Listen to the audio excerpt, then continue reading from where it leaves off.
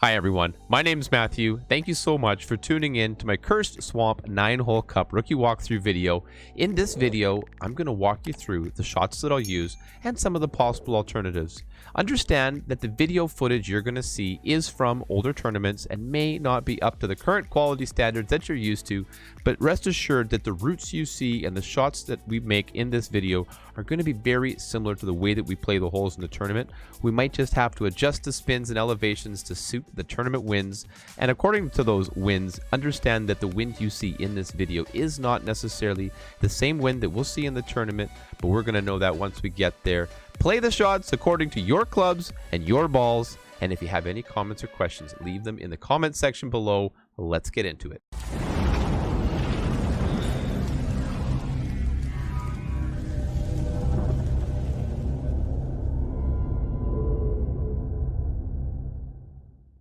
Hello everyone, welcome to hole number 1 of the Cursed Swamp 9-hole cup. Playing here with a Titan ball and an extra mile. We're going for a rough bump. I adjust this shot depending on the wind anywhere from 0 to 20% elevation, giving this one here 2 bars of right spin and like 1 to 1.5 bars of top spin. I used about 1.5 here, and it's a little bit too much, but depending on the circumstances, about one and a bit anyway should get you where you want to be. Setting it up with that green ring touching the rough line, and this is a good chance for a drop, but overall I'm just looking to eagle this hole each and every time. I'll call that a boom in my books, and if you get the HIO, congratulations. Alright, so here we have our first par 3 of the tournament, setting up here with a sniper and a katana ball because we want this side spin 3 to get up and over the bunkers. Using about 2 to 2.5 bars of backspin, specifically like 2.2 in this example. I have the blue ring touching the bunker there, and you see the second bounce is just before the fringe line.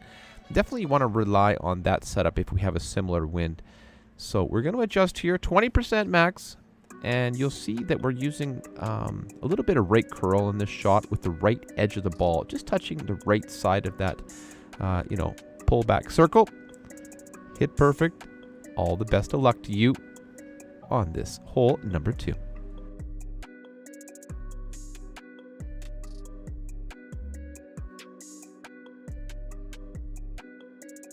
Okay, so the name of the game on the Cursed Swamp 9-hole cup is albatrosses. Setting up here with a berserker ball and an extra mile, yes, I think is worth it because you can have a nice safe drive here with your red ring touching the right rough. I'm going to give this max top, max right, and adjust it for 10% maximum distance. And I did push this one back up about a ring.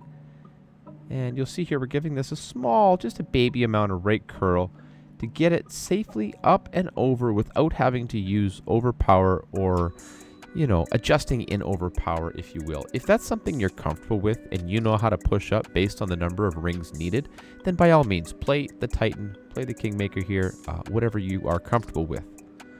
So then for the second shot, there is a rough bump here, absolutely, but depending on your distance, I did, back when I played this one, think that this max distance Goliath was a better shot for me. Adjusted it at 10%, and I have this yellow ring cutting the left rough quite heavily, maybe a little bit more than I'd like to in my current tastes. At the minimum, I would like to see the left edge of the yellow there with a little half bar of left spin, depending. But nonetheless, this is the way I'm setting it up with 10% downhill elevation, and basically going to leave that ball guide a couple of squares short. I did use 0 spin here, but again, use spin according to your drive. A little luck, you'll get a fancy boom.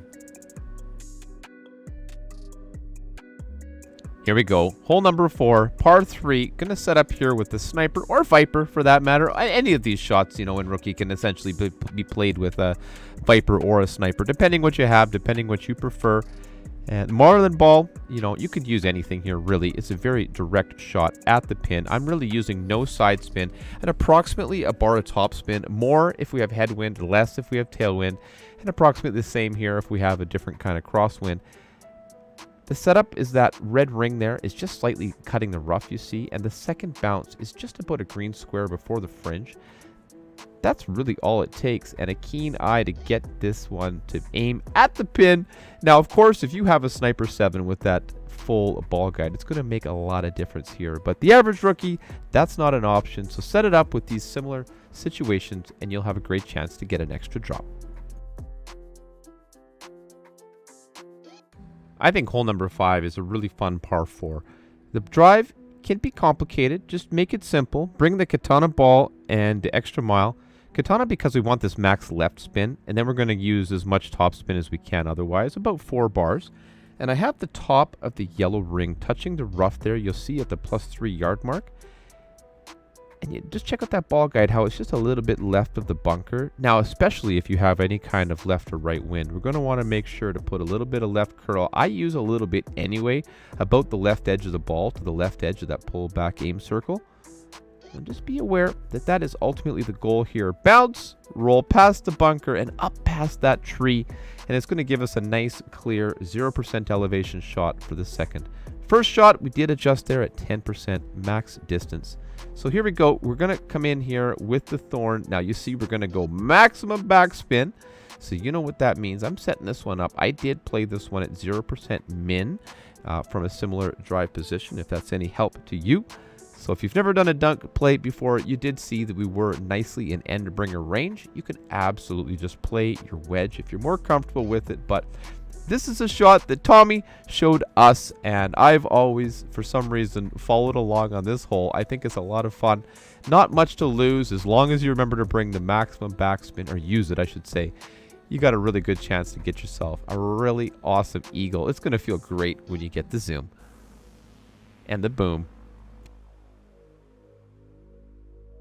Okay, welcome to hole number 6. This is the second par 5 of the tournament. Now I'm bringing here, again, a katana ball. I'm going to play the drive with the quarterback and really just laying it up here to get it to the close to the end of the first fairway.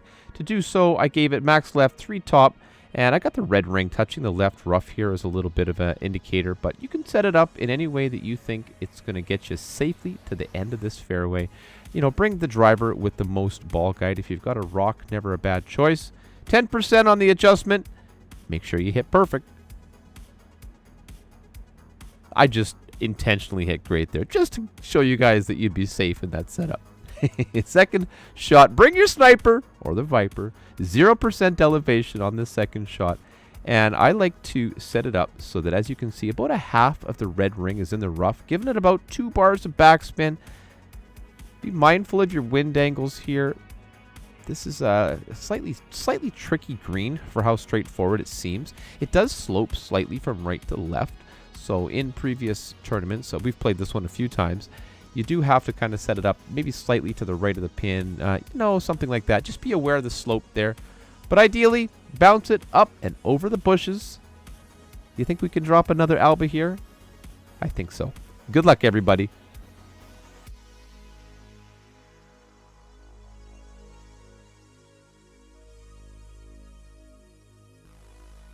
Here we have our last par 3 of the tournament.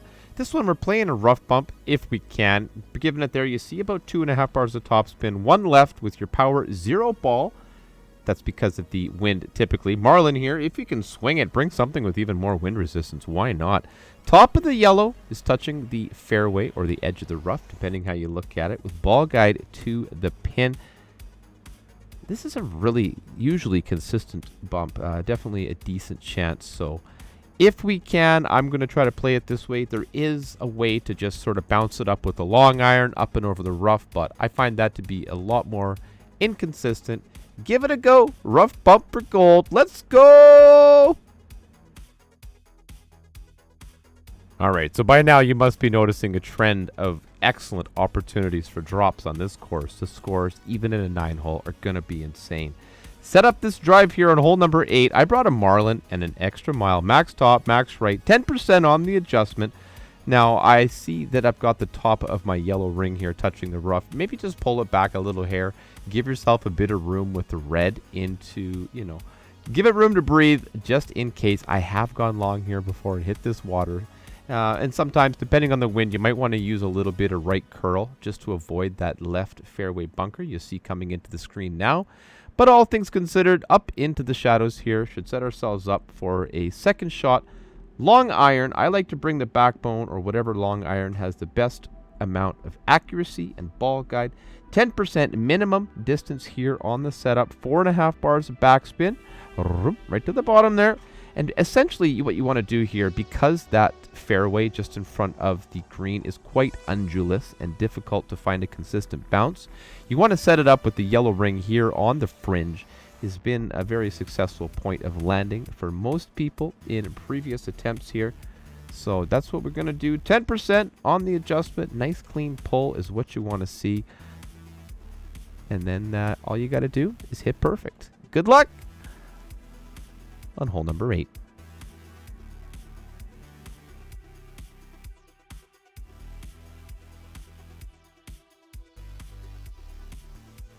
Hole number 9. Last chance for romance. Come on, let's get ourselves a katana ball. Quarterback, max top, max right. Gonna set it up here with the red ring touching the rough. And you see that ball guide just fairly clear of that bunker up on the second fairway. Set it up with 10% elevation. You can really play this quarterback 1-to-1 if you choose. And don't be afraid to give it a little baby right curl. You'll see me doing that here on this shot just to stay away from that bunker. Right edge of the ball to the right edge of the circle. Keeps us out of trouble. You can play the shot without it, absolutely, but just to be aware. Good stuff. Sets us up. What do we got? 305. Let's come on in here with a sniper ball. Now, if you've got a good drive like that, we get to do this rough bump. You could absolutely just bounce it on the fairway there. A little bit of back and left spin. But I like to give it maximum right spin here. And I end up with about 0.2 top spin. And we're going to have the red ring just ever so barely cutting the fairway here in our final setup. Ball guide to the pin. Now, with this level 7 sniper, I'm getting the ball guide very close to the pin, but you might just leave it short by like a half a green square. Something like that, depending on the wind. With this tailwind, of course, leaving it ever so slightly back isn't a bad thing. But if we have headwind, you want to make sure to get that ball guide through the hole. We'll see what we're going to do with the winds we have. Now, I may have hit great here. Come on now. That's 9 booms and 9 holes. Good luck, everybody, in the Cursed Swamp 9-hole Cup. Thank you so much for taking the time to tune in to my Cursed Swamp 9-hole Cup video. If you have any comments, questions, or concerns, leave them in the comment section below. Otherwise, don't forget to subscribe now to join Erelic Gaming and not miss out on any of my future content. Good luck.